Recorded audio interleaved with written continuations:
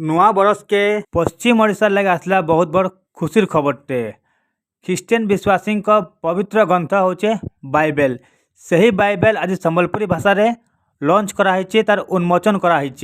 तो पश्चिम ओडिशा रे जतकी ख्रीष्टियन भाई भौणी मन अछन जेन माने उड़िया रे कि अलगा भाषा रे जदि समाने बाइबल के बुझी नहीं पड़ते तो यहाँ से निजर भाषा रे जेन आसी संबलपुरी जेन आसी बाइबलटा से पढ़ी पारबे बुझी पारबे और भल से प्रभु के बारे से जानी पारबे। और सबको खुशी खबर यहाँ है जे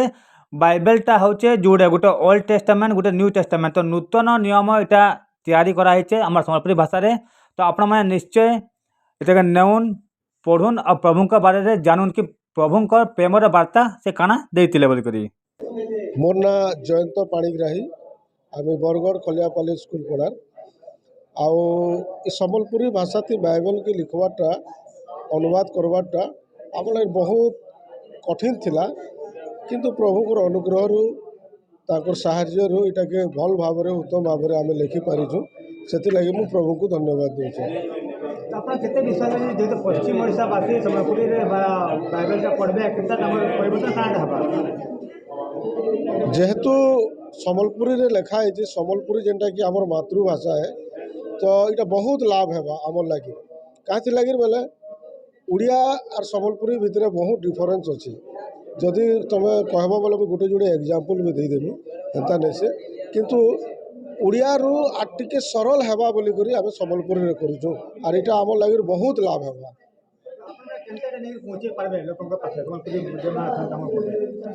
इटा पहुँचावा के नहीं पड़े इटा जिते बेले सभे जानबे ऑटोमेटिकली इटा के समस्ते ग्रहण करेंगे क्या है बोले यहाँ का जेहेतु आप देखुन आमर अंचल गोटे संबलपुरी मूवमेंट भी चली तो से मूवमेंट लगे इटा भी गोटे लाभदायक है। आम चाहूँ जे ई संबलपुरी भाषा रे समस्ते जानून और आमर संबलपुरी भाषा के बचे कर रखुन बोलिक मोर इच्छा है।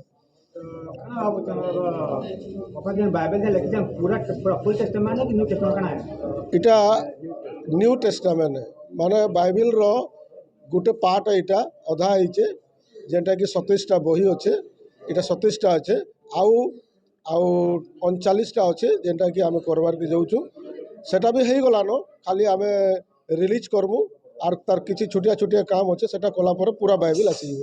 ये आमर basis the prayer ministry Bargarh Palkote आन एक्चुअली सब भाषा रे बाइबल थिला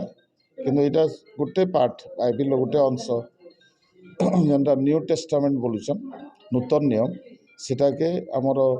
लोकल लैंग्वेज संबलपुरी रे अनुवाद होकर प्रिंट होकर आसचे जेना कि आमर लोक माने आमर भाषा रे आमर ये रे आमे ताके पढ़ी पारमु जानी पारमु आ सेटा आमर लगी सहज हेबा से लगी बोलिक बड़ा प्रयास करते इंडियन बाइबल ट्रांसलेशन मिशन वाले आ से माने आनिक अंचल आज ताके उद्घाटन करिछन से लगी आमे बहुत बहुत खुशी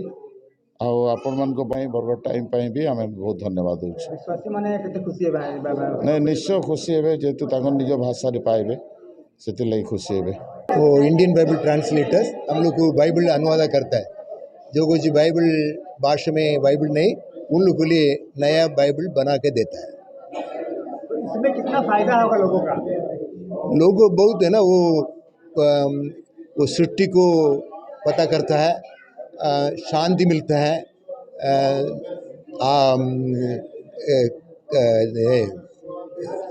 सौख्य मिलता है।